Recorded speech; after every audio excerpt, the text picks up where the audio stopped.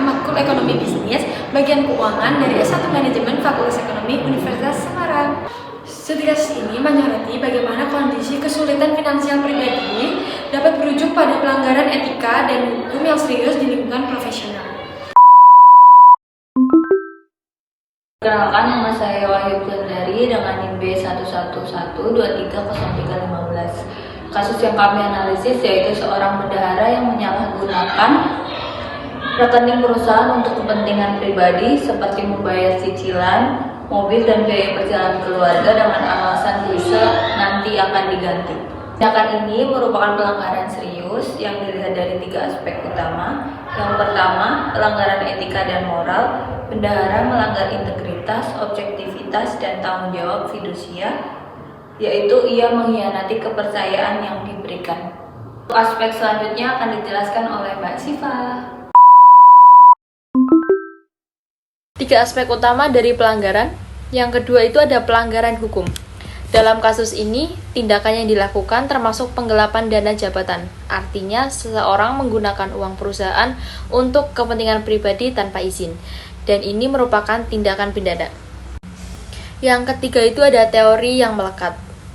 3 penyebab terjadinya kecurangan. Yang pertama itu ada tekanan atau pressure, yaitu pelaku itu mengalami tekanan atau masalah keuangan pribadi sehingga merasa terdesak dan mengambil uang perusahaan. Yang kedua itu ada peluang, ada celah atau kelemahan dalam mengendalikan internal perusahaan. Karena itu, pelaku memiliki akses langsung ke rekening perusahaan dan bisa melakukan kecurangan tanpa ketahuan. Dan yang ketiga itu ada rasionalisasi. Pelaku membenarkan perbuatannya dengan alasan seperti nanti saya ganti ya, sehingga merasa tindakannya bisa diterima.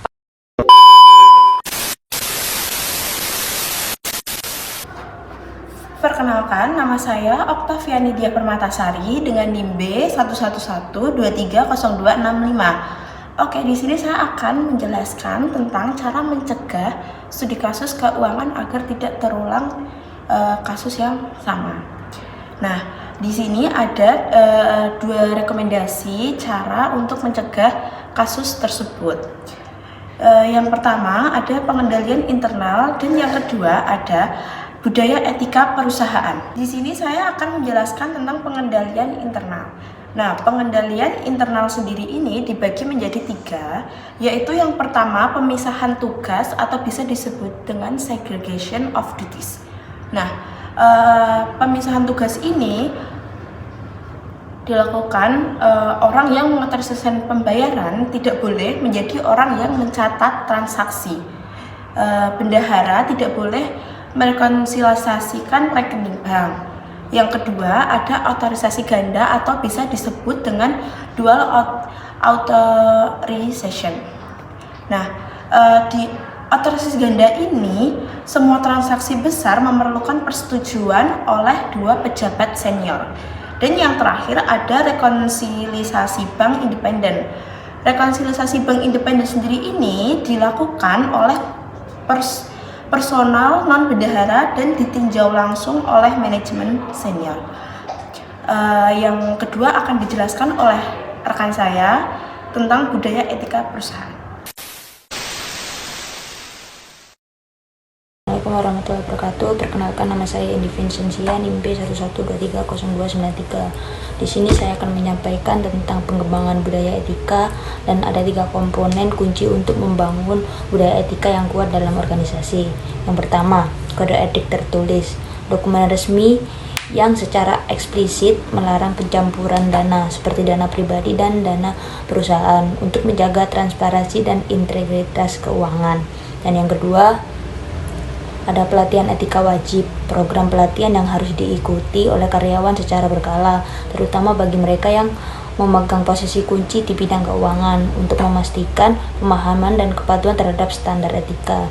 Dan yang ketiga ada sistem whistleblowing, mekanisme yang anonim dan independen yang memungkinkan karyawan untuk melaporkan pelanggaran atau perilaku tidak etis tanpa perlu khawatir akan pembahasan atau sanksi. A few moments later. Perkenalkan, saya Andini Kesya Fatul Safa dengan NIM B111230304. Sebagai penutup, kasus ini mengajarkan pelajaran yang sangat berharga. Meskipun kita harus memiliki empati terhadap kesulitan finansial, empati etis tidak boleh dan tidak akan pernah mengesampingkan keadilan dan akuntabilitas. Ingat, tanggung jawab fidusia harus selalu menjadi prioritas utama organisasi. Etika bisnis bukan sekadar tumpukan kertas kepatuhan yang diisi. Etika harus menjadi DNA organisasi, sebuah budaya kejujuran dan integritas yang harus berakar kuat dan dijaga konsisten di setiap hari. Dari kami merekomendasikan 3 langkah tegas yang memperkuat organisasi. Yang pertama, perkuat pengendalian internal melalui audit independen berkala. Kedua, bangun komitmen etika dengan pelatihan etika wajib bagi seluruh staf. Ketiga, sediakan mekanisme whistleblower yang aman dan terpercaya. Semoga video kasus ini dapat memberikan wawasan dan pengetahuan yang bermanfaat bagi Anda semua. Jangan ragu untuk berbagi pendapat dan pengalaman di dalam kolom komentar. Dadah!